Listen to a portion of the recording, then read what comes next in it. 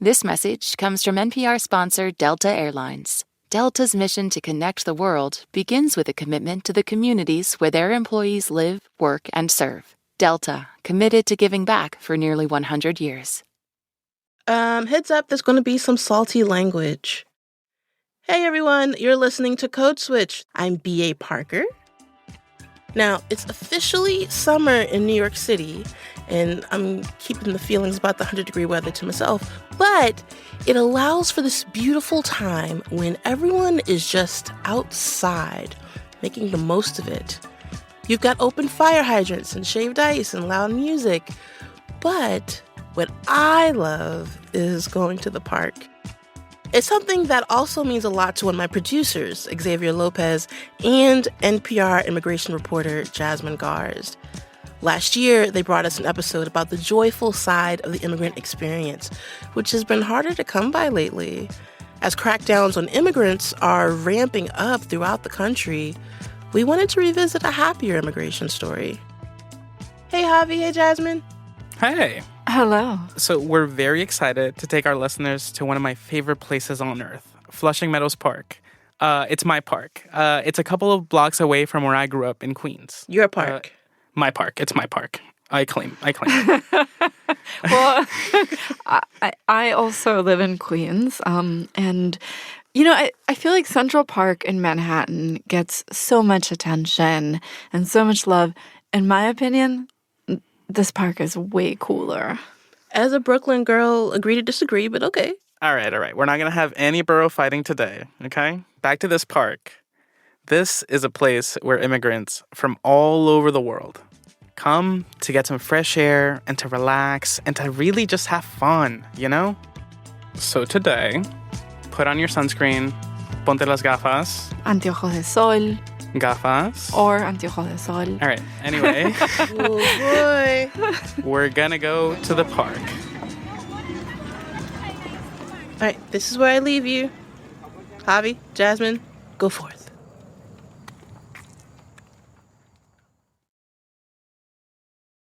Support for this podcast and the following message come from Delta, committed to the communities where their employees live, work, and serve. Delta First Officer Pilot Monique Grayson shares why she believes in the value of giving back.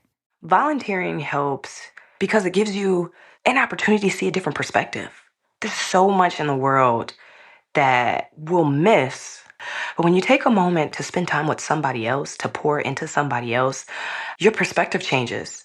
You start to see the importance of being the change you want to see in the world. It helps people reach their goals when you have someone showing that they care. And when people feel cared for, they perform differently.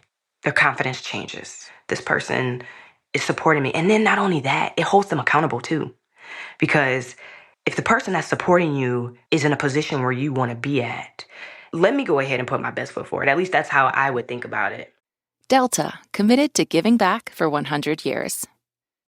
Support for NPR and the following message come from Rosetta Stone, the perfect app to achieve your language learning goals no matter how busy your schedule gets. It's designed to maximize study time with immersive 10-minute lessons and audio practice for your commute. Plus, tailor your learning plan for specific objectives like travel. Get Rosetta Stone's lifetime membership for 50% off and unlimited access to 25 language courses. Learn more at rosettastone.com/NPR.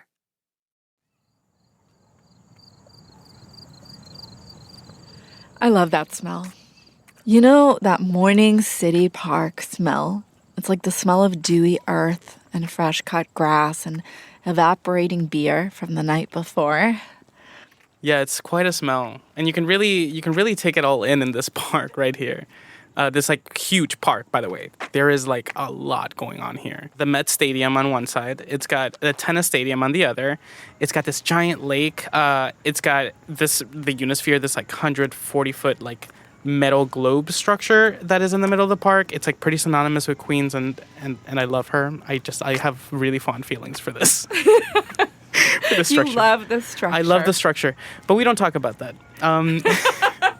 Anyway, as we walk through the park, we see this group leaving, and they look so tired and just sweaty. But they look so happy. Y la Liga Campeones. Ok, Y queríamos saber si les podemos hacer una entrevista. claro, sí. ¿Sí? They're decked in medals and holding a trophy the size of a baby. ¿De qué es el trofeo? Torneo de fútbol. ¿De fútbol? The spoils of victory. They've been in the park since 6 a.m. on a Sunday. And as we're talking to them, they tell us a story of intrigue, betrayal, and revenge. You know, fútbol. Javier Juarez, he's the one holding the cup. Javier is very sinewy. You can tell he plays a lot out here. And their team just won the championship. El equipo se llama London. ¿London? London. ¿Por qué London? London porque inicialmente la idea del restaurante en el que yo trabajo, entonces yo fui el de la idea de jugar. He says he named the team London after the restaurant where he works at, a seafood spot here in Queens. A lot of the team is from the London kitchen staff. And okay, so right from the get-go, London is awful. The soccer team, I mean, the restaurant actually looks really good. But the team, on a good day, they lose 0-7. London got so bad, people started dropping out. And a few weeks before the final, this one dude, a key player, tells Javier, listen, man, Uno me dijo, ya no voy a poder jugar los domingos. I'm not going to be able to make it on Sundays anymore. Ok, está bien. Entonces ya después nos dimos cuenta. And Javier tells him, okay, it's okay. He gets it. Life gets busy. There's not always time for football. But today, they get here for the final, and guess who they see? Playing for the opposite team. Para otro equipo. Para otro equipo, sí. Entonces, él armó el equipo, él creó el equipo y fue con el que jugamos Yeah, la final. the guy who told him he couldn't make it anymore on Sundays. Not just that, he'd poached a bunch of London's players. Javier is upset. He's so angry. He plays harder than ever. They go to penalties, and it's Javier's turn to kick. And get this. The traitor, the guy who abandoned London, he goes up to the goalie and he says, let me take this one. Come on, hit me with your best shot, Javier. En el área estaba, pues se me quedaba viendo y yo no me lo quedé viendo. Yo dije, te voy a reventar así con todo, dije.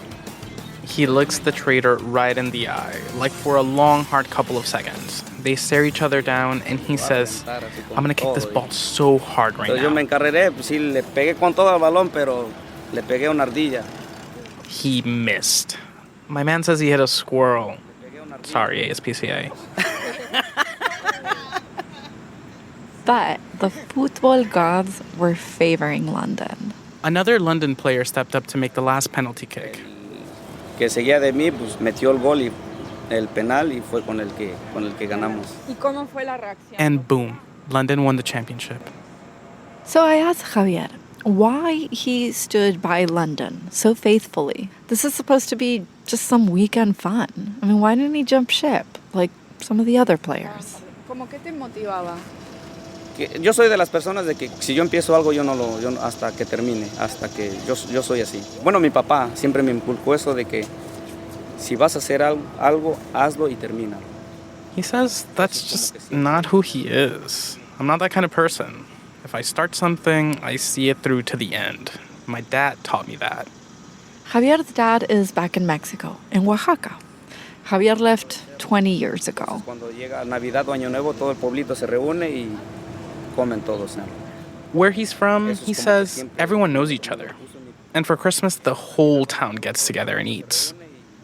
He says today, he remembered his first Christmas in the U.S. Lo único que tenía yo era lavar platos toda la noche, hasta las 2, 3 de la mañana, Navidad. Cuando llegó Año Nuevo, lo mismo, lavar platos hasta las 3 de la mañana. Entonces, He spent it alone, washing dishes until 3 a.m. New Year's, same thing, washing dishes until 3 a.m. Entonces, el primer año sí como me sentía yo desanimado a que me vine, porque dejé las... That first year, he was really depressed. He left his family behind. He would send them money to pay for hospital bills, send his brothers to school. And the reason he says he remembered that today is because back then, there was no time for soccer. In fact, he didn't play soccer for years. He just focused on work, sending money home. He got back into soccer pretty recently, started a little team. You might have heard of them. They're called London.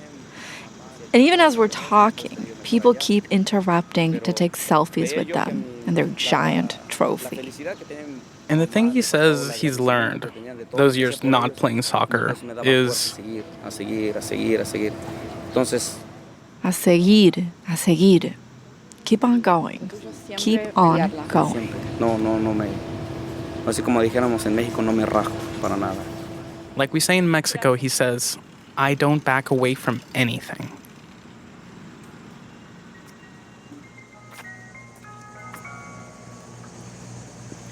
Okay, so we're walking towards the Unisphere, the love of my life, the giant globe. I love that. Anyway, so we're walking there. There's so many food stands. It's selling different kinds of ceviche and cebollado.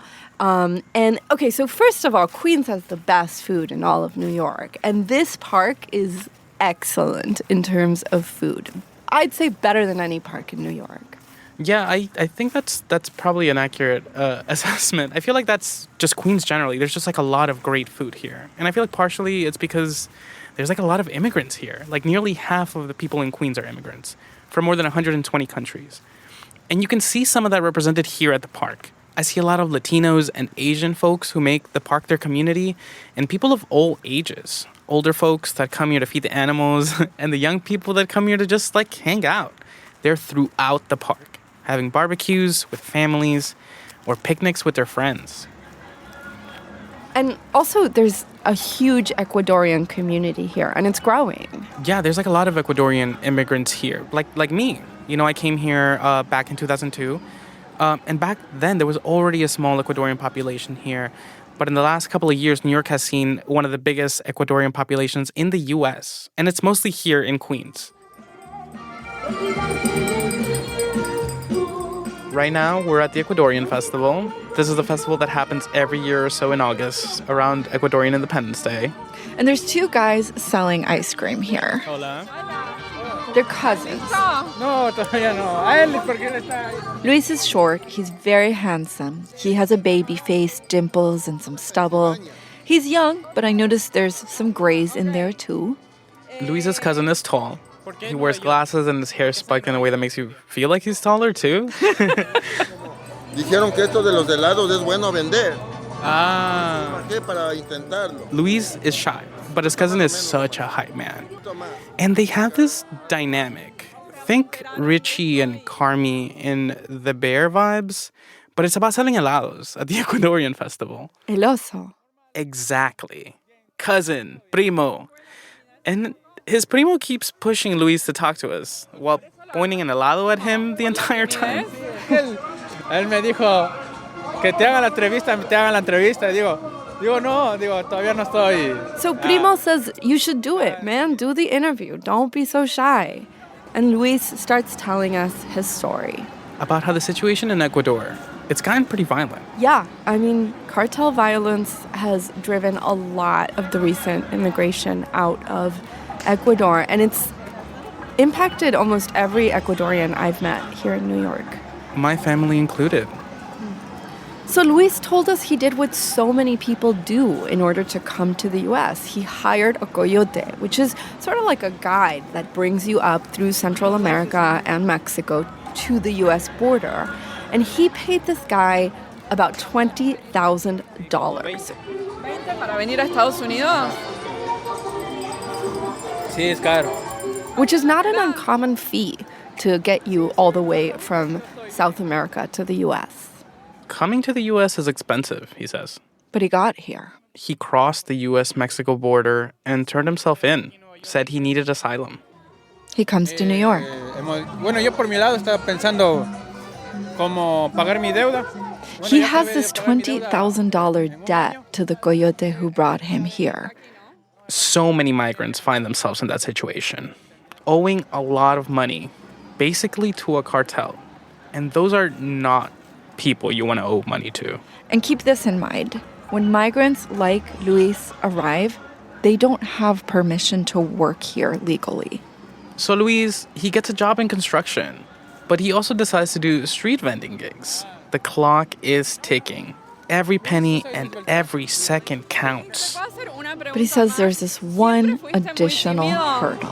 Sí, siempre he sido tímido con las personas. Sobre todo hablarle a una mujer. La verdad. He's really shy. So he starts reading this book. Estaba leyendo Los hábitos atómicos. Atomic Habits by James Clear, a motivational speaker from Ohio. Poder ser más arriesgado.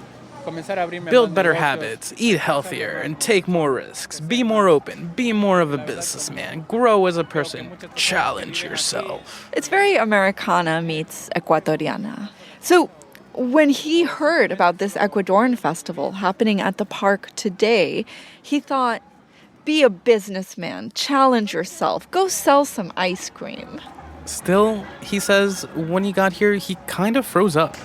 Like, you gotta stand here amidst hundreds of people, really loud music blaring, other vendors yelling over you. ¿Y esto hoy te puso nervioso hacer esto? Un poquito, la verdad, pero hay que hacerlo porque si no lo hago, nadie lo hará por mí. And then he thought about his aunt. When he was a kid back in Ecuador, Luis used to sell flowers on the street with her. Rosas, rojas, amarillas, muchos tipos de rosas, crisantemos, claveles, tulipanes, de todo tipo de rosas. Roses, yellow roses, tulips, all kinds of tulips. And she would tell him, listen, you can't afford to be shy. So he says he repeated this mantra. Vamos, yo puedo, tengo que seguir, tengo que luchar, tengo que volver a casa por mi padre, tengo que seguir adelante. I gotta keep going. I gotta fight. I gotta go back home for my dad one day. I gotta keep going. And he took a deep breath, and he yelled it. Helados, helados de Salcedo, helados de sabores, helados, helados. Helados, pruébese su helado de Salcedo de sabores, llévese y no se quede con las ganas.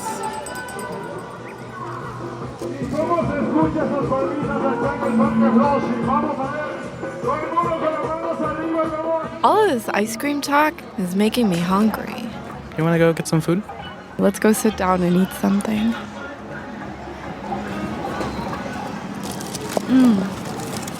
Oh, it's really good. You like it? Yeah. It's so nice out today. I'm really glad we got to do this today. Yeah. It's kind of the perfect day to do this. I'm really glad we got out here. I'm just so glad that we get to spend a day at the park. And I really, so I'm an immigration reporter. And I work a lot between, I spend time at the U.S.-Mexico border, and then I come back to New York. And this last trip to the U.S.-Mexico border was really hard. Is it okay if I talk about something kind of heavy? I met a mom who had just crossed, and she had a toddler. They were actually from Ecuador. And he was passed out. They had been walking all night, and he was passed out, and something had stung him in the eye, and he just looked like someone had beaten the shit out of him. And it's just, she was like, please help me. And I flagged down. Eventually a border patrol car came by, and I flagged it down, and I was like, hey, there's a minor. I think he's probably like 5 years old. He's passed out. And the guy just drove off. And eventually, like an hour later, they came back, but we were trying to get this kid to stay awake. This kid looked like Rocky or something. It was bad. And in the next couple of days, I couldn't cry. I was like, why the fuck can't I cry? And I got back to New York, and I get back to Queens. I take a day off. I grab a coffee, from those little carts. I'm like, I'm gonna go to the park with a coffee. And this person, the coffee stand person, says, do you want cream or sugar? And I just started sobbing. And I realized a couple of things. I realized what an important space a park is for me, like a safe space. And I also realized, like, that mom and that kid, I don't know, like, I don't know where they are. I don't know. They were heading to the Carolinas, I think, but you never know. And one day, they will get to have a picnic in a park like this one. You know? Like, they will have a life. I just met them on the worst day of their life. And they will get to be somewhere like this. It just really made me think about, I don't want my reporting to just be the worst day of immigrants' lives. I also want it to be a normal day or a beautiful day. I'm sorry, did I ruin our day at the park? No. I didn't mean to ruin our day at the park. No. That's why I wanted to do this so bad. Oh. And to hang out with you. Yeah, you're cool, Jasmine. Do you want to walk a little more? Yeah, let's go. Come on.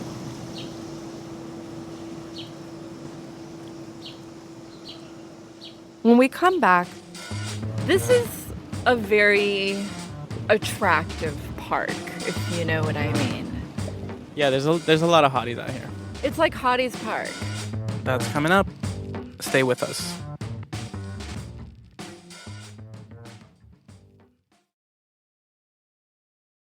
This message comes from Amazon. When you're on hold with a doctor's office or pharmacy and the operator says, "Your call is very important to us," after the 10th time, well, suddenly your call doesn't seem very important to them at all. Amazon One Medical has 24/7 virtual care, and Amazon Pharmacy delivers meds right to you fast, without any horrible hold music. Thanks to Amazon, healthcare just got less painful. This message comes from NPR sponsor HP. Easily search through personal files, gain valuable insights, and make smarter, more informed business decisions. Unlock the future of work today with the HP AI PC. With the right tools, work doesn't have to feel like work. To learn more, go to hp.com/AI PC. This message comes from Mint Mobile. If you're tired of spending hundreds on big wireless bills, bogus fees, and free perks, Mint Mobile might be right for you with plans starting from $15 a month. Shop plans today at mintmobile.com/switch. Upfront payment of $45 for 3-month 5GB plan required. New customer offer for first 3 months only. Then full price plan options available. Taxes and fees extra. See Mint Mobile for details.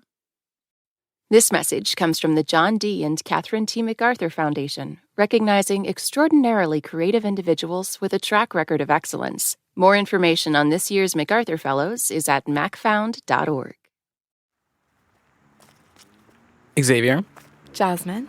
code switch. Do we want to do one in Spanish? Yeah. Javier, I mean, code switch. It's afternoon now, and we just got back from this huge Colombian lunch. Jasmine had a nice piping hot sancocho, this like fish stew, on a beautiful summer day, which is odd. I regret nothing. Okay. And we're now trying to walk this off a little. So we head in the direction of the cricket fields. Okay, and can I just say, this is a very attractive park, and I'm not just talking about the foliage. Yeah, this is a very attractive section of the park. It's like right now we are looking at some sort of mirage of hotness, and it's like a group of some of the most attractive men I've ever seen in person. And just lounging on the grass. It's like a Calvin Klein ad. And not only that, they're like incredibly well dressed. Their shirts are like red with little bits of blue and black stripes throughout. It's got this big lion on the shoulder with the words "Lion Champion" spread across the abdomen. That's the name of the team, the Lion Champions, not the Hot Boys. And you're the captain? I'm the captain, he's the vice captain. It's okay. It's good. Captain, what's your name? It's Karan. Kern? Yeah. And vice captain? Arjun. Arjun. You know that, right? Kern and Arjun, both from Punjab, do this a lot. interrupt each other. Yes. Who started the team? He's the captain. What's the name of the Okay, so they're barbecuing chicken and insisting that we have some. You ready for your interview? Yeah, I'm ready, but eat first. You know, we just had a huge lunch. But thank you. But literally, I can't say no. I wasn't raised that way. Okay, you can try. Each person one piece. I'll take one piece, okay? You are from... As we were talking and eating chicken, we find out a little bit more about the team. And it turns out everyone on this team knows each other from back home.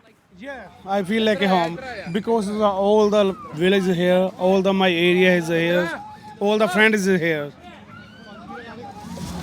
Carla. So what's your name? It's Ranjit. Suranji? Ranjit. So you can call me Ruby. It's my nickname. Ruby and these guys are Sikhs, and there's a long history of persecution against Sikhs in India and the world. We are asylum seekers here, right? So you can't go back. We can't go back. Do you miss India? Honestly, I don't miss India. Yeah, I just miss my family. That's it. This is home now. Queens. This park, his friends. All our guys here, all are Punjabis, you know. So we work 5 or 6 days and we enjoy our Sunday. So Ruby says for now he's driving around New York. I do Uber driver. I'm an Uber driver. He works out of JFK a lot, picking people up at the airport. And he says it's a good gig, decent money. Yeah. But one day he says, Yeah, somebody will pick me up. Yeah. But we have lots of friends. One day he's going to be the one taking the vacation. And then he'll be getting picked up at the airport. He says he thinks about that day a lot. so we're walking towards the volley courts. And it looks like there's some kind of event happening. There's a rainbow flag, a big trans flag draped across this tent, and people are dancing. Hola. Hola. ¿Cómo estás? Yo soy Jasmine. Mucho gusto. Javier, mucho gusto. Turns out it's a barbecue held by an immigrant rights organization, Make the Road New York. ¿Cómo te llamas? Mi nombre es Vianey García. Soy una mujer trans mexicana, migrante, al igual que muchas personas aquí. Y pues estamos aquí haciendo un barbecue con la comunidad LGBT, principalmente mujeres trans, migrantes, personas de color, indocumentadas, de todo un poco. Cuéntame, ¿hace cuánto estás aquí? Vianey Garcia is originally from southern Mexico, but she left 15 years ago. She's a trans woman, and Mexico can be really difficult for trans people, even more so than here. So as a teenager, she came to the U.S., to Queens. And she built her life here. And then, a year ago, she got this surprise. Her sister and niece were coming to live in Queens.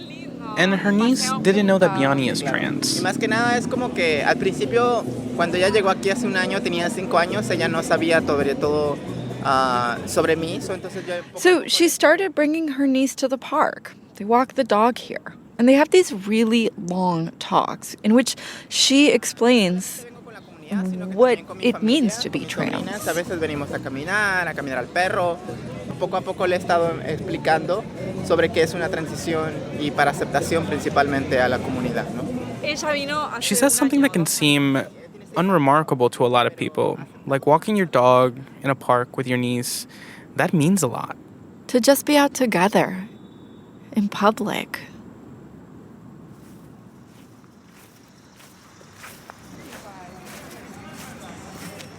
Okay, so now we're walking into the volleyball court area, which is packed. There are very few things that are certain in life.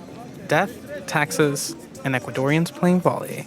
I guess I never realized that not everyone is into volleyball like us. It was just so baked into like all parts of life. There were courts at the park, there were courts at the beach, and I've noticed more of them now here in Queens. Yeah, well, so like 50,000 Ecuadorians have arrived to the U.S. in the last few decades, and most of them have come to Queens, and you can really actually see this throughout New York. You can kind of trace it in the parks, because throughout parks in the city, you see volleyball courts popping up and people playing more and more volleyball. And correct me if I'm wrong, but volleyball, the courts seem like a guy space. That feels accurate. There's like 15 volley courts here, and out of all of them, I feel like I can only see 2 women playing. Like Flor. So Flor started playing volley because of her husband. Back in Ecuador, during the pandemic, she got really into it. Flor arrived in the U.S. around 2 months ago. Like a lot of people in her situation, she and her family are living in a room at their cousin's house. It's really crowded, she says. Para mí me complicado es por mi hija, porque yo tengo una hija pequeña y a veces no tengo con quién dejar.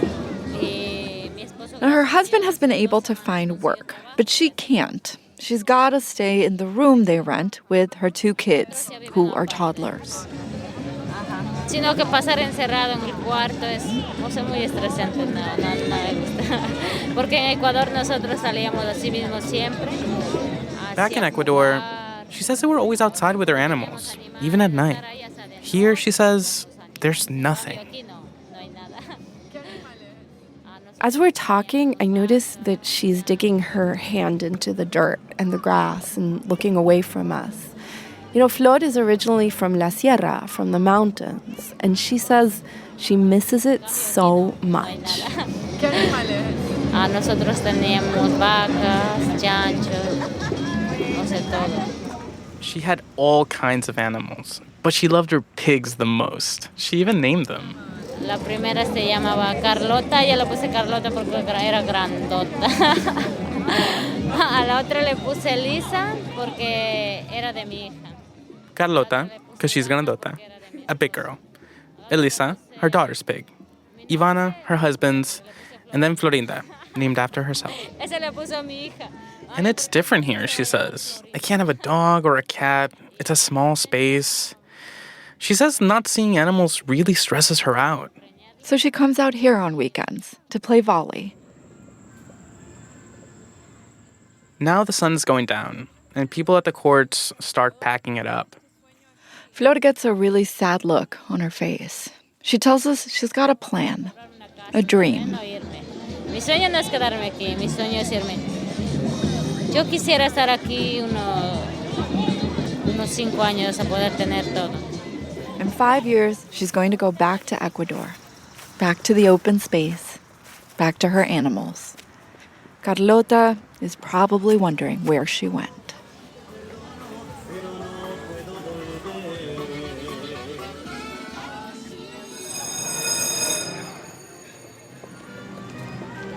Before we leave, we stop by the merry-go-round. La calecita. El carousel. Un carrusel de niños.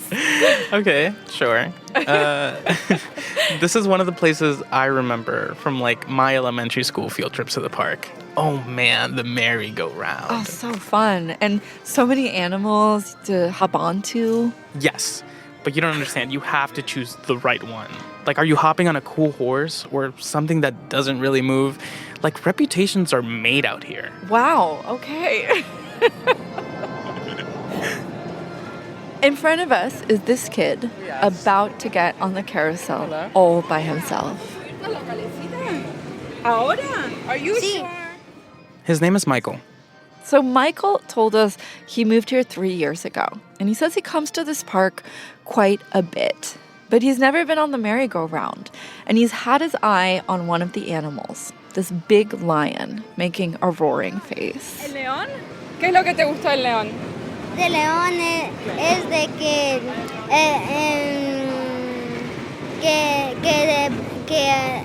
caza. I asked him where he's from. ¿De dónde eres? De Ecuador. Oh, me too, I say. Pero yo soy extremo. Ah. Extremo. Simón, me vine montando. Yeah, Michael says, but I'm extreme. Yeah, I know. He's like, we're from the same country, but I'm not a nerd like you, Javi. And I asked him, how old are you? ¿Cuántos años tienes? 8 para ser muy extremo. 8 years old, he says. 8 extreme years. Okay, so we're getting on this merry-go-round. 8 años. Ahora nos subimos. Nos subimos ahorita. Nosotros atrás de ti. We gotta find where that lion is. I know. A ver el león. Michael makes a beeline for this lion. He's been waiting. Not just waiting, Michael has been training. For a year, he says, he's been training with his cousin. Un año. ¿Un año practicando para subirte a esta calecita? O sea, ¿estás listo? Simón. He says he's been doing cartwheels and strength training so he can up and ride this lion. ¿Cómo se siente? Bien extremo. ¿No estás asustado? No. ¿Y a cuánta velocidad pensás que va a ir esto? 200. ¿200? Como a la velocidad de la luz. Okay, so the merry-go-round takes off, and it's not 200 miles an hour, but it is actually pretty fast. Damn, that is going a little bit fast. Yeah, so Jasmine, you're not doing so well suddenly. Yeah, like the ice cream and chicken combo, and then we did have a fish stew. The sancocho, right? The sancocho. Oh, man, eating soup before this was a big mistake. At this point, Jasmine asks him, how are you feeling? But I think you were more asking for yourself. ¿Cómo se siente? Bien padre. Michael is unfazed.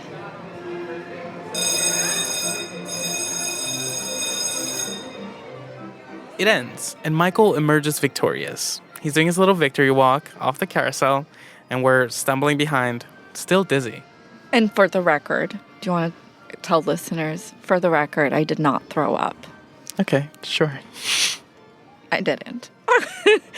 Outside, on a bench, we sit with Michael's mother, Estefania. No, frecuentamos siempre todos los fines de semana, pero es la primera vez que él sube acá. Yeah, she tells us he's been asking to come on this merry-go-round for a year, and she just finally gave in. Wow. O sea, es un chico súper valiente. Sí. Well, I say he's been telling us about what a brave boy he is. He is, she answers.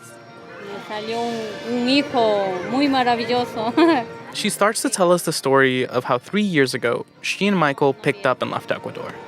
Y de México me agarraron de lo que para Piedras Negras y de Piedras Negras. The two of them made it to the border.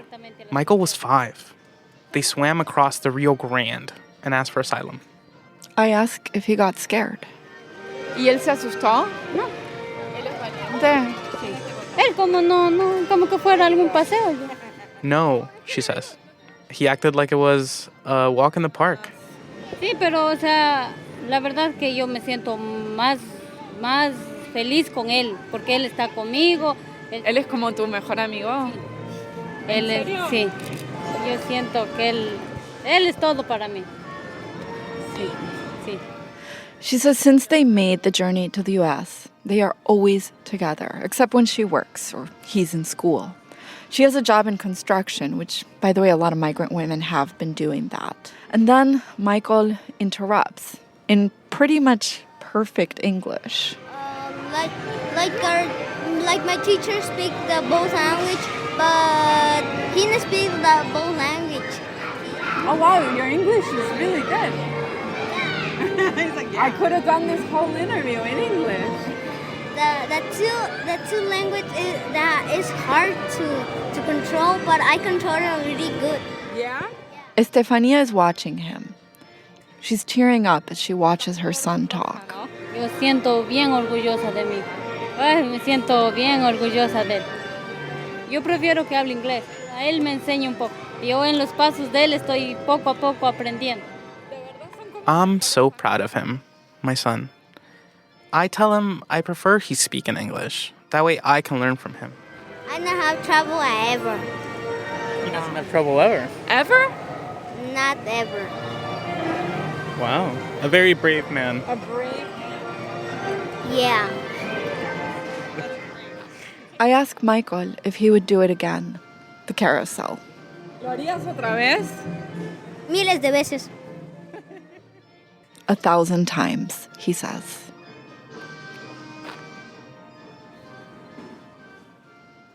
As we're walking out the park, it's nighttime. People are going home. Street vendors are selling the last remaining bits of food and cleaning their gear. Volleyball nets are coming down. Tomorrow, everyone will go back to the grind. Back to the construction job, the kitchen, the Uber, the asylum application. Back to dreaming of going back home one day, or dreaming of never having to go back home. But just for today, everyone got their day in the park.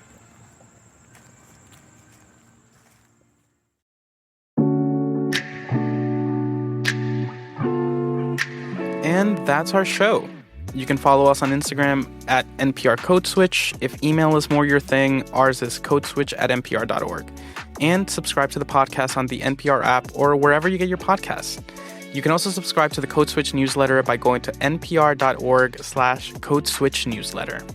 And just a reminder that signing up for Code Switch Plus is a great way to support our show and public media. And you'll get to listen to every episode sponsor-free. So please go find out more at plus.npr.org/codeswitch. This episode was produced by me, Jasmine Garsd, Margaret Serino, and Christina Cala. It was edited by Courtney Stein and Leah Danella. Our engineers were James Willits and Robert Rodriguez. And a big shout out to the rest of the Code Switch Massive. Jess Kang, Jasmine Romero, Dalia Mortada, Verilyn Williams, B.A. Parker, and Jean Demby. I'm Xavier Lopez. I'm Jasmine Garsd. Take care. Cuídense, chicos. Who wrote this? We both did. I can tell.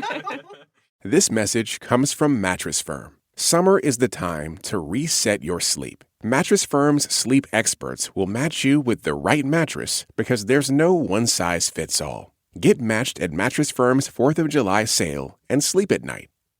This message comes from Mint Mobile. Mint Mobile took what's wrong with wireless and made it right. They offer premium wireless plans for less, and all plans include high-speed data, unlimited talk and text, and nationwide coverage. See for yourself at mintmobile.com/switch. This message comes from NPR sponsor Shopify. Shopify is the commerce platform behind millions of businesses around the world and 10% of all e-commerce in the U.S., from household names like Mattel and Gymshark. Get started with your own design studio with hundreds of ready-to-use templates. Shopify helps you build a beautiful online store to match your brand's style. If you're ready to sell, you're ready for Shopify. Sign up for your $1 per month trial and start selling today at shopify.com/NPR.